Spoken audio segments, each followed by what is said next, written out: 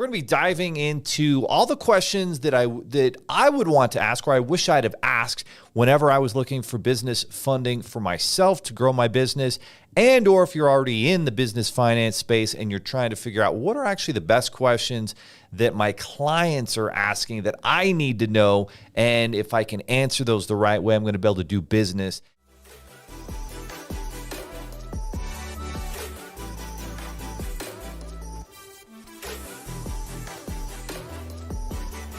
So here's a great question that a lot of people ask.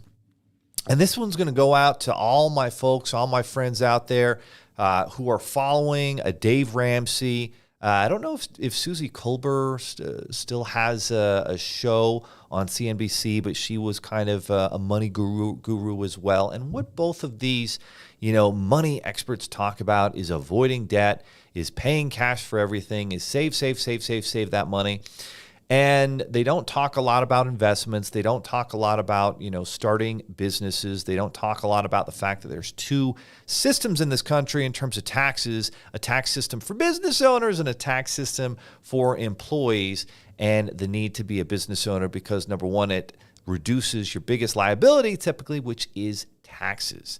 So when it comes to the question, is all debt bad? You have to understand there are two types of debt, right? There's going to be good debt and bad debt. Well, what are these differences? Well, let's go ahead and take a look at it. Well, when we're looking at bad debt, typically we're looking at personal debt that is used for personal reasons that don't generate a return on our money. So, for example, when I was a new entrepreneur and I was working hard, I was making, decent six-figure money, but I'm like, I need to take my family on a vacation, so I'm going to go into debt, put that $9,000, $10,000 vacation to Cancun on my credit card, and is that going to make me money? It might generate some great experiences and memories over time, but it's not generating a return. Putting that on my card was a bad debt that should have been paid for by cash, by profits with my business. That was a mistake. That's an example of bad debt. Another example of bad debt is, and this one always blows me away, for all you out there who love to go to the mall, love to go on Amazon, love to buy all the latest clothing, and you need to get the Jordans and all the sexy shoes that cost you $400 or $500 a pair, and all of a sudden you blink and you put $15,000 on your credit card over the last year just buying clothes. While those clothes might look nice and they might make you feel good, they are not making you money. They just aren't. Another example of bad debt. Let's say, for example, that you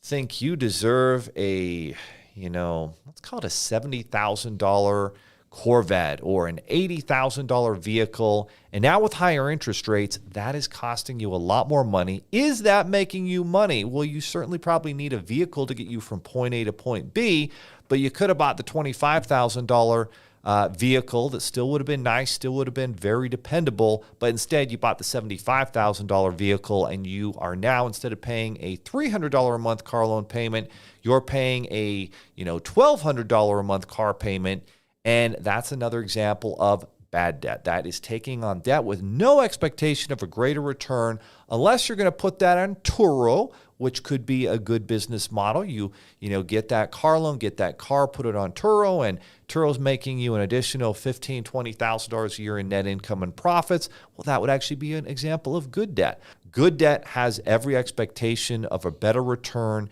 and that's called smart money. And so for everyone out there who's naysaying on this, debt is bad, debt is bad. Yes, it is bad used when you don't generate a return, but it's great and powerful when you do.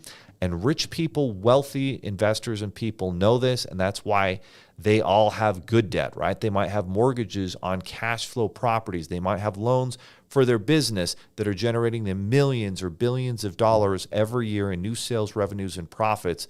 And that's what the rich and the very successful entrepreneur understands, and why they get to 7-8 figures, and why 93% never do, because they don't understand the difference between good debt and bad debt.